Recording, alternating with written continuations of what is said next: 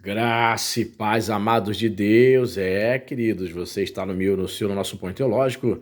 Estamos aí para mais um review desta obra aqui sensacional, ó, Pré-milenismo histórico, para você que gosta de escatologia, ó.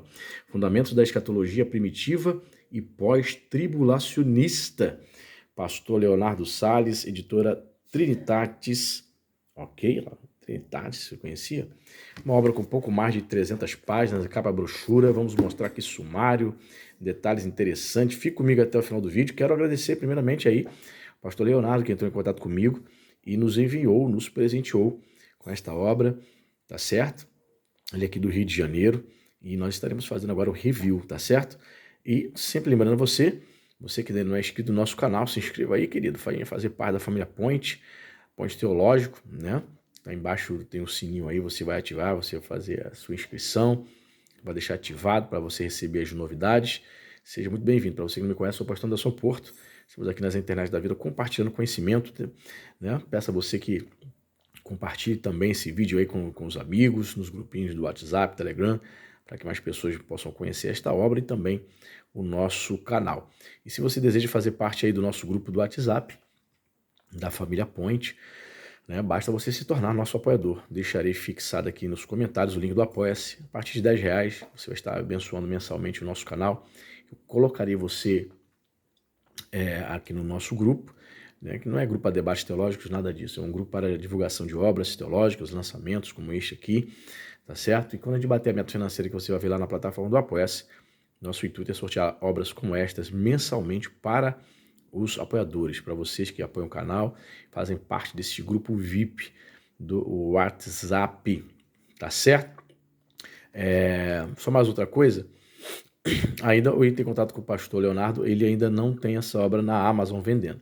Você precisará entrar em contato com ele diretamente para adquirir esta obra, tá certo? Pastor Leonardo, se eu estiver assistindo aí esse review, o senhor pode colocar aí nos comentários e eu vou fixar aí uma forma do pessoal entrar em contato com o senhor para adquirir essa obra, tá bom? Quem é o pastor? É esse irmão aqui, ó. Pastor Leonardo Assis é carioca, teólogo e um dos pastores na Igreja Batista Nova Dimensão em Nilópolis, Rio de Janeiro. É professor nas áreas do Antigo Testamento, Teologia Bíblica e Sistemática. Foi durante anos coordenador acadêmico e professor no CTM, Seminário Teológico Transformar, e alguns outros seminários pelo Rio de Janeiro.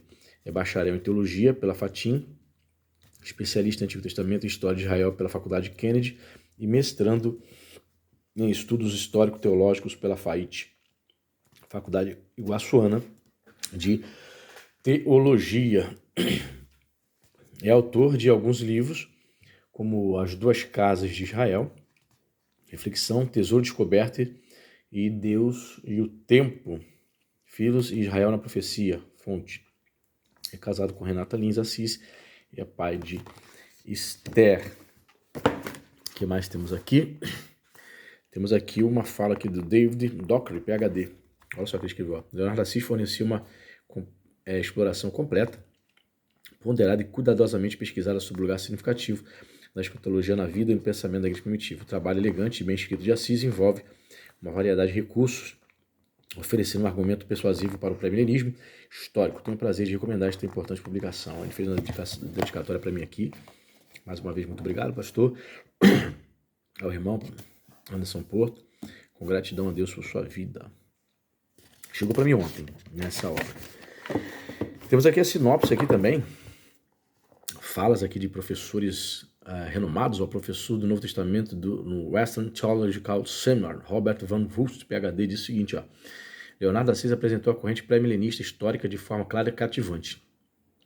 Todos os brasileiros interessados em escatologia vão querer ler este livro e considerá-lo cuidadosamente, especialmente aqueles que são atraídos pelo pré-milenismo dispensacionalista. Aqui temos uma fala do Craig Bromberg, né, PhD, pesquisador e professor sênior do Novo Testamento no Denver Seminar. Leonardo Assis é um guia seguro que conduz os leitores através do labirinto de opções concorrentes no estudo do fim dos tempos, a fim de articular e defender essa abordagem cristã primitiva comum, muitas vezes chamada de pré-milenismo histórico ou clássico. Este livro recompensa um estudo cuidadoso. Tem também uma fala aqui do Walter Kaiser Jr., PhD. Outra fala também do Michael Hicken, PhD, presidente e professor de História da Igreja do Southern Baptist Baptist Theological Seminar. Leonardo da Silva representa com precisão as primeiras testemunhas cristãs. Então vamos ver aqui agora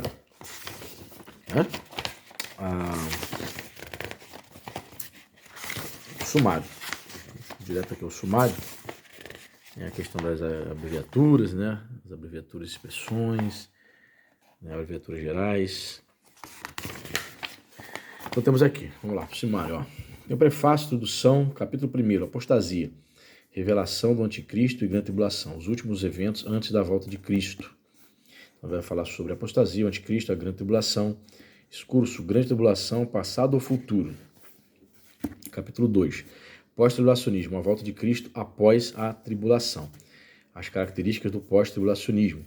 O pós-tribulacionismo no Antigo Testamento, o pós-tribulacionismo no judaísmo. Claro, né? Deu para perceber que o pastor defende, né? O pós-tribulacionismo, né? O pós-tribulacionismo no judaísmo, intertestamentário, o pós-tribulacionismo no Novo Testamento, o pós-tribulacionismo nos livros apócrifos e pseudoepígrafos. Capítulo 3, pós-tribulacionismo na patrística. Muito interessante isso, ó. No Didaquê, no Papias, Barnabé, Justino, Irineu, pastor de Hermas, ou seja, muitos pais da igreja tinham um pensamento, né, uma opinião pós-tribulacionista no que diz respeito à volta de Cristo. Olha quanta gente, ó, Tertuliano, Hipólito, Cipriano, Comodiano, Lactâncio, Vitorino, Metódio, Éfrem, Cirilo, Hilário, Ambrósio, Agostinho, Suplício, Ticônio, Hilarião, Romano, Melodista, Gregório Grande, João Damasceno, Venerável Beda. Excurso, a igreja primitiva era intratribulacionista. A igreja primitiva era intratribulacionista, então ele vai explicar aqui o que significa. Capítulo 4, pré-milenismo, a volta de Cristo antes do milênio. O conceito do milênio, a significação do milênio, as interpretações do milênio, a promessa milenar de Cristo, a esperança dos apóstolos, o texto base do pré-milenismo, o pré-milenismo em ambos os testamentos. Então você vê que é uma obra fundamentada, né, historicamente, né, com textos bíblicos. O pré-milenismo na patrística, os defensores do pré-milenismo ao longo da história. Capítulo 5, pré-milenismo histórico versus pré-milenismo dispensacionalista, né? Existem essas duas correntes, essas duas escolas de interpretação, né? Aqui, ó, como os pais da igreja abordavam as escrituras, alianças ou dispensações? Qual é a estrutura bíblica correta de relacionamento entre Deus e seu povo? Pois é, cara, né? Existe um debate aí, né, grande na internet aí, entre aliancistas e dispensacionalistas. Isso vai até Jesus voltar, né? Promessa da terra, dispensação da graça, segunda vinda de Jesus, Israel, igreja ou ambos na grande tribulação. E aí, a igreja vai passar pela grande tribulação? Pré-tribulacionistas dirão que não. Mid-tribulacionistas dizem que vai passar pelo menos a metade dela. E pós-tribulacionistas creem que a igreja passará pela grande tribulação. Terra ou céu, onde a igreja passará a eternidade? Capítulo 6, a interpretação futurista moderada do Apocalipse. Livro selado, cordeiro, selos, trombetas e taças. Capítulo 7, os interlúdios, né? 144 mil selados, a grande multidão. A visão do anjo, as duas testemunhas, o dragão, a mulher e o descendente, a besta, o falso profeta e os 10 reis. Capítulo 8, visões do consolo. Os 144 mil selados no Monte Sião, os 3 espíritos imundos versus os 3 anjos celestiais, a ceifa e a vindima. Capítulo 9, o cumprimento do mistério de Deus, a recompensa de justos e injustos. A ira do cordeiro, o aprisionamento do diabo, o reino milenar, a derrota final do diabo, o julgamento final, a nova terra, apêndice 1 e Apocalipse 3.10. Apêndice 2, iminência, e Apocalipse 3.10, né? Apêndice 2, e a iminência, né? Que são questões defendidas aí por pré-tribulacionistas. Então, o que eu posso dizer para você? Como teólogo, é óbvio que eu tenho que estudar o posicionamento, né? Eu também sou pré-milenista, porém não pós-tribulacionista. Sou um pré-milenista, pré-tribulacionista. Mas como teólogo, fico muito satisfeito aí, né, com o pastor Léo, né, pastor Leonardo, trazer para a gente aí, fundamentado teologicamente, historicamente aí, o posicionamento, né, pré-milenista, pós-tribulacionista. Muito interessante. Eu separei 2 trechos da obra aqui para eu ler junto com você. Na página 39, né, ele vai falar sobre o anticristo, segundo os primeiros. Primeiramente, vem falar sobre o anticristo aqui. certo? Ele vai discorrendo aqui sobre uma definição sobre o anticristo, né? Aí depois ele vai falar que o anticristo segundo os primeiros pré-milenistas, olha. Sobre o entendimento patrístico do anticristo, temos a certeza de que todos os mestres cristãos desse período, sendo eles pré-milenistas ou amilenistas, ensinaram que o anticristo seria um futuro líder global. O ensinamento apostólico, tal como registrado no livro do primeiro século chamado Didaquê, resume da seguinte forma: de fato, nos últimos dias, o sedutor do mundo, o anticristo, aparecerá como se fosse o Filho de Deus e fará sinais e prodígios. Cirilo diz que o anticristo enganará os judeus que esperam pelo ungido e seduzirá os gentios. Ele, o anticristo, estará para vir quando os tempos do Império Romano tiverem sido cumpridos e o fim do mundo estiver em iminência. Ou seja, Cirilo entende que o tempo da revelação do anticristo é futuro, próximo da volta de Cristo. Da mesma forma, Barnabé diz que Cristo voltará para pôr fim ao tempo do iníquo e julgar os ímpios. Ele vai colocando sempre aqui as suas referências, tá vendo? Percebemos que a linha de interpretação paulina foi seguida pela Didaquê, por Cirilo, por Barnabé e também por Irineu. Esse último afirma que o anticristo usará de ameaça de morte para forçar as pessoas a cultuarem a sua imagem. Olha quem vai falar isso, ó. Irineu, lá contra as heresias. Assim, como na época do imperador Domiciano, que gostava que seus súditos se dirigissem a ele como nosso Senhor e Deus. Dominus et Deus Noster. O imperador Calígula foi um dos que buscaram esse reconhecimento como divindade. Ele tinha plano de colocar uma estátua sua no templo. Mas talvez o imperador romano Nero César tenha incorporado de forma mais semelhante as atribuições do anticristo para a geração apostólica. Apocalipse 13. Suas perseguições ainda estavam vivas na memória cristã, assim como as de Antíoco na memória judaica. Por causa disso, o Comodiano declara que as forças romanas serão restauradas no fim dos tempos por um rei sírio. Então Nero será trazido do inferno como um anticristo para liderar uma perseguição contra os cristãos. A lenda do Nero, rei de vivos, circulou por um bom tempo na igreja. Quem fala muito sobre isso é o Champlin, né? Sobre essa lenda. Vimos claramente que os primeiros pré-milenistas ensinavam que o anticristo ainda seria elevado. Por mais que Calígula, Nero, César, Domiciano e Trajano fossem considerados anticristos pela perseguição feroz contra a igreja, esses cristãos os tinham apenas como protótipos do anticristo escatológico, aquele que será aniquilado pela manifestação da sua vinda. Quem detém a revelação do anticristo? Você pode parar o vídeo aí para ver quem é que ele fala sobre esse trecho tão controverso. Muito legal, tá vendo? Aqui a fonte bibliográfica dele, ó. Agostinho, Oscar Cullmann, MacArthur, muitas obras da patrística também, ó. Tá vendo? Wilsberg, comentário bíblico expositivo Wilsberg aqui. Certo? E aí, eu vou ler outro trecho aqui com você, que eu separei na página 94. O que pensa, né? 94, o que ele vai dizer aqui? O posicionamento, deixa eu voltar aqui. Cadê? Tá, pós-tribulacionismo na patrística, ó, capítulo 3.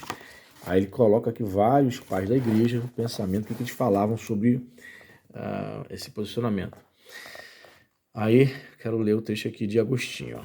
Agostinho, conhecido como Santo Agostinho, foi um dos mais importantes teólogos e filósofos da igreja, cujas obras influenciaram o desenvolvimento do cristianismo e filosofia ocidental sobre o fim dos tempos. Agostinho declara: no fim desta época, Satanás será posto em liberdade para provar a igreja. Em seguida, ele será dominado, iniciando assim a era eterna. Ele ainda diz: porém, aquele que lê esta passagem, Daniel 12, mesmo sonolento, não pode deixar de ver que o reino do anticristo irá assaltar ferozmente, mesmo que por curto tempo, antes que o último julgamento venha introduzir o reino eterno dos santos. Agostinho arrola em ordem os seguintes eventos do tempo com o fim: o retorno de Elias, a conversão do povo judeu à fé em Jesus, a perseguição do anticristo, a vinda de Cristo como juiz, a ressurreição dos mortos, a separação entre justos e injustos e a renovação do mundo material. Os contemporâneos e alunos do bispo de Hipona compartilhavam do mesmo pensamento do seu mestre. Por exemplo, o bispo Evódio de Uzala, 412 d.C., afirma que, depois de 3 anos e meio de grande distúrbio e sofrimento para a igreja, Cristo virá como juiz e porá fim à confusão. Já o presbítero Paulo Osório, em sua história, aceita os desastres preditos para o fim dos tempos e a perseguição vindoura dos cristãos pelo anticristo. Como grande teólogo e influenciador da teologia ocidental, Agostinho lançou a base para o futuro catecismo católico romano, que declara, abre aspas, antes da vinda de Cristo, a igreja deverá passar por uma prova final, que abalará a fé de numerosos crentes. Ali cita aqui Lucas 18, Mateus 24. A perseguição que acompanha a sua peregrinação na terra porá a descoberto o mistério da iniquidade sob a forma de uma impostura religiosa, que trará aos homens uma solução aparente para os seus problemas, à custa da apostasia da verdade.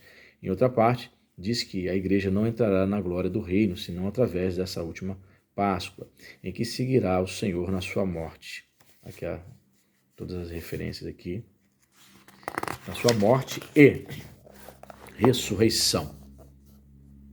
O grande Agostinho, mesmo abandonando a posição pré-milenista, continua afirmando que os santos de Apocalipse representam uma igreja militante no tempo da grande tribulação. Então, vejo o posicionamento pós-tribulacionista de nosso querido Santo Agostinho. É isso aí. 16 minutos de vídeo, acho que deu para você ter uma noção. Obra interessantíssima, né? Mais uma vez quero agradecer ao pastor Leonardo Assis aí por ter nos presenteado com essa obra. Deus abençoe a vida do irmão, né? E se você deseja adquirir essa obra, você precisará entrar em contato com ele, né? O pastor Assis estiver assistindo aí, pode colocar aí o pastor Assis nos comentários que eu vou deixar fixado para o pessoal entrar em contato com o senhor, né? Ainda não tem na Amazon, mas quando tiver na Amazon, só compra lá no meu link. Tá certo? Deus abençoe e até a próxima. Fui.